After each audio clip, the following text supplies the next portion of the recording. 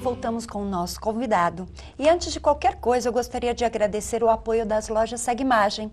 A Segmagem ela é pioneira em sistemas de segurança e trabalha com produtos de última geração em circuito fechado de TV e interfonia. Acesse o site da Segmagem para conhecer toda a linha de produtos, www.segmagem.com.br. E a nossa conversa aqui com o Eurênio. Tudo bem, Eurênio? Muito bem, cara. Bem, eu tenho algumas perguntas interessantes aí para você.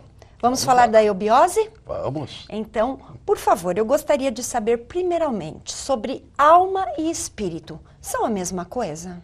Não são a mesma coisa. Não são? Embora as religiões façam uma mixagem e quase uma confusão, alma e espírito são absolutamente corpos distintos no homem, né?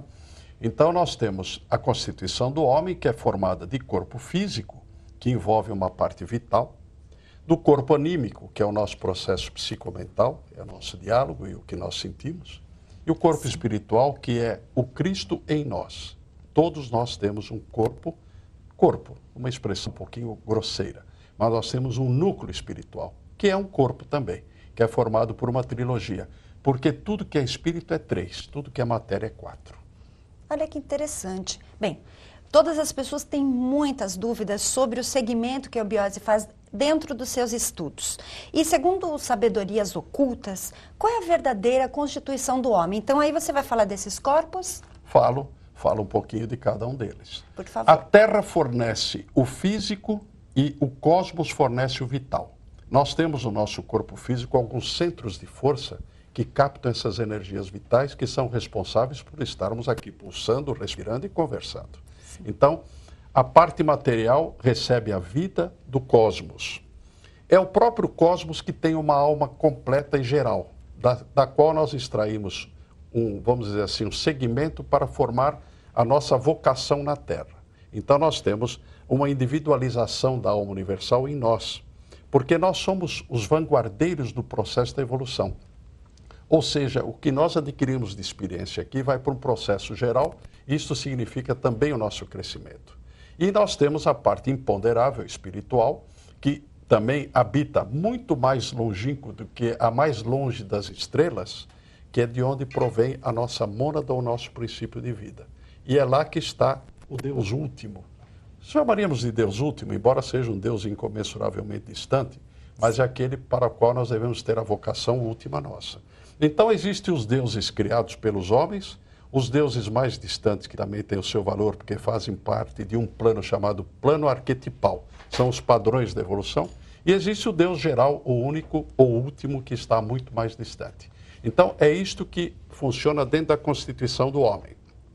Nós temos uma vocação de entendermos o mundo aqui, com aqueles objetos que nos cercam, e às vezes nos prendemos e não distinguimos que existem páramos ou paragens muito mais completas do que esta. As dimensões aqui são algumas, da psicomental são outras e da espiritual são completamente diferentes. E como que está hoje este acesso a essas dimensões? Hoje nos trabalhos, nos estudos? Nós todos fazemos as nossas programações, mas o empenho individual é tudo. Ninguém lhe dará uma experiência mística mais completa do que aquela que você pode alcançar por você mesma. Então, Perfeito. Tudo que se fornece hoje são elementos de escalonamentos para você chegar ao seu âmago, ao seu íntimo. É esse que vai te dar a experiência espiritual verdadeira. Por isso que trabalhamos para a espiritualidade, que não se confunde com o espiritismo, Sim. embora o espiritismo seja uma corrente bastante respeitável. Vamos dizer assim, ele é um passo além do que as religiões comuns e tradicionais apresentam para o homem. Mas na espiritualidade você tem um pano de fundo, ou seja, uma retaguarda, uma imensidão que te fornece os fascículos ou capítulos através dos quais você pode reconhecê-la. Sim. E nós temos que trabalhar para o total. Por isso que fala-se holisticamente. Nós temos que avançar. Todos nós somos uma coisa só. Somos irmanados no processo de evolução. Todos os homens são irmanados. A evolução realmente é o que todos buscam hoje, mas com as questões de karma, reencarnação, como você mesmo disse, sobre o espiritismo, qual é a diferença que existe o karma e a reencarnação, né? Que nós aprofundamos esse conhecimento e também nos estudos que vocês fazem. Pois não. O nosso princípio de vida, que é de natureza espiritual, só que não conhece esses planos, está vertido para esses planos, e é necessário que nestas experimentações existam etapas.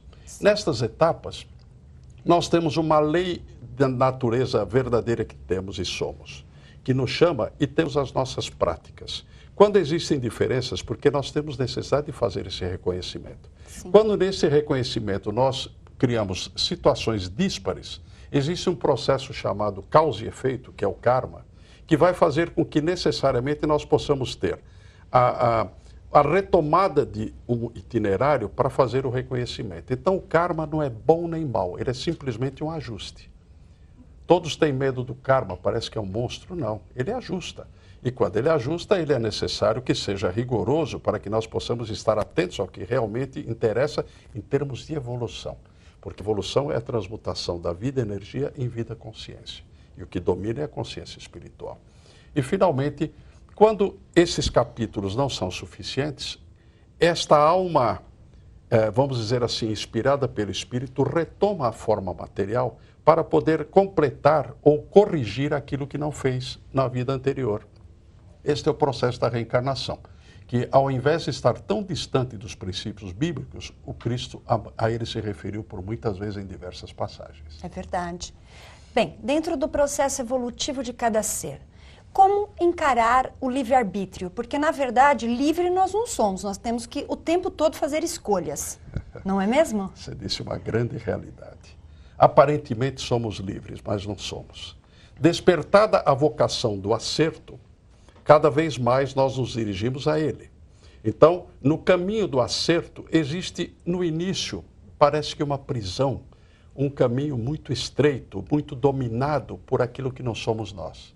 Mas quando nós assumimos este dever de crescer, nós começamos a ser livres dentro do determinismo. É interessante isso, há uma confluência. Sim. Aquilo que é um caminho, no início, árduo, difícil, torna-se uma libertação. Então, o livre-arbítrio deixa de praticamente ser colocado em ação, porque nós adotamos o caminho que nos é altamente prazeroso, é o sentido da evolução. Então, nós vamos encontrando vários universos ao mesmo tempo, porque todas as dimensões estão aqui colocadas. E, infelizmente, para o mundo, a espiritualidade tornou-se alguma coisa necessária de uma meditação. Não, a espiritualidade está entre nós dois agora, ela está presente aqui.